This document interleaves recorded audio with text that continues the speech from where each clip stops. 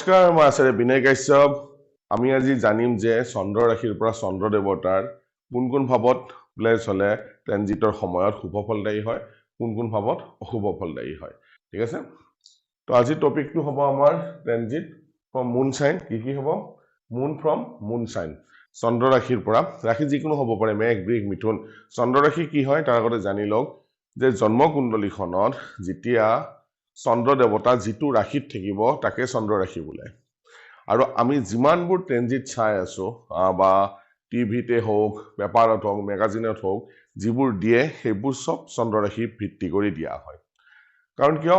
চন্দ্ৰ মনুষ্য জাত বুলি কয়, চন্দ্ৰ মনৰ কাৰক গ্ৰহ। মন প্ৰফুল্ল থাকিলে চববিলাক প্ৰফুল্ল হয়। সেইকাৰণে ৰাশি সদায় আমি যিবিলাক চাওঁ চন্দ্ৰ ৰাশিৰ পৰা চাওঁ। এনে আমি লগ্নৰ পৰা চব চাব লাগে, ইভেন্ট চিভেন্ট চব, কিন্তু ডেইলি বেচিছত বা একমাহ ডেৰ মাহৰ বেচিছত যদি কিবা চাব লগা হয় তেনেহলে আমি চন্দ্ৰ ৰাশিৰ পৰা চোৱা দৰকাৰ হয়। আহক এখন কুণ্ডলী মাধ্যমেৰে আমি বুজিব চেষ্টা কৰিম। চব আমি মেঘ ৰাশিৰ ৰেফাৰেঞ্চ লৈ আছো। ঠিক আছে, ৰাশি যিকোনো হ'ব পাৰে, ৰাশিটোক 1 নম্বৰ হিচাপে ধৰিব।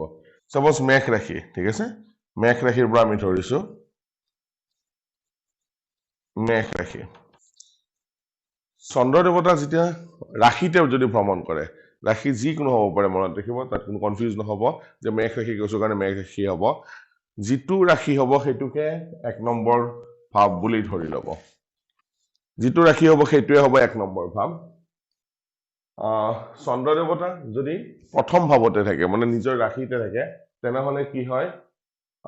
গেইন দিয়ে জাতকক, সুখী হয় জাতকৰ লাভ হয়। ঠিক আছে, সদায় পজিটিভ ৰিজাল্ট দিয়ে, ভাল পজিটিভ হয়, লাভ হয় জাতকৰ। ছেকেণ্ড হাউচত আকৌ কেইটামান তিথি আছে আপোনালোকে মনত ৰাখিব। 2nd, 5th আৰু 9th এইকেইটা তিথি কি হয়? চন্দ্ৰ দেৱতা যেতিয়া উইক চন্দ্ৰ দেৱতা কেতিয়া হ'ব? যেতিয়া চন্দ্ৰৰ গাত পোহৰ নপৰে। ঠিক আছে, কৃষ্ণ পক্ষত যদি হয়, এইকেইটাত চন্দ্ৰ দেৱতা বেয়া হ'ব। কৃষ্ণ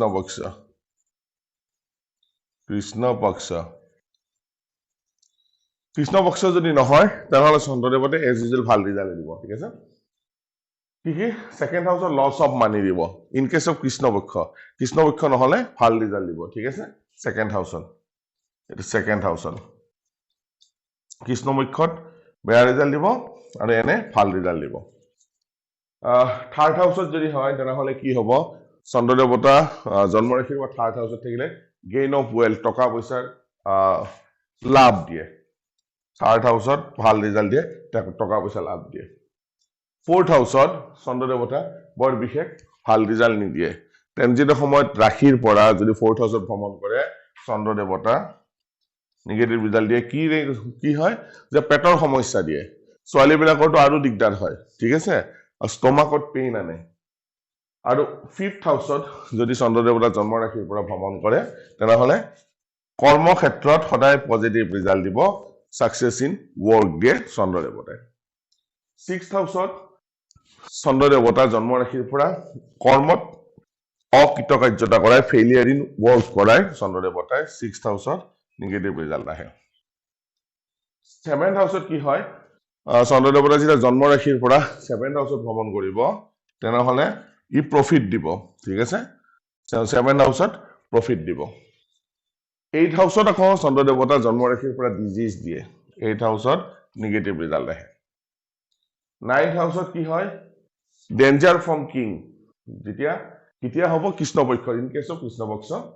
এনেতো ঠিকে থাকিব, যদি কৃষ্ণ পক্ষ চন্দ্ৰ হয় তেনেহলে ডেঞ্জাৰ ফ্ৰম কিং, তাৰমানে আজিকালিতো ৰজাৰ যুগ নাই, আজিকালি কিহৰ যুগ হ'ব? কি গভৰ্ণমেণ্টৰ ফালৰ পৰা তেওঁ ফচা চান্সেছ থাকে।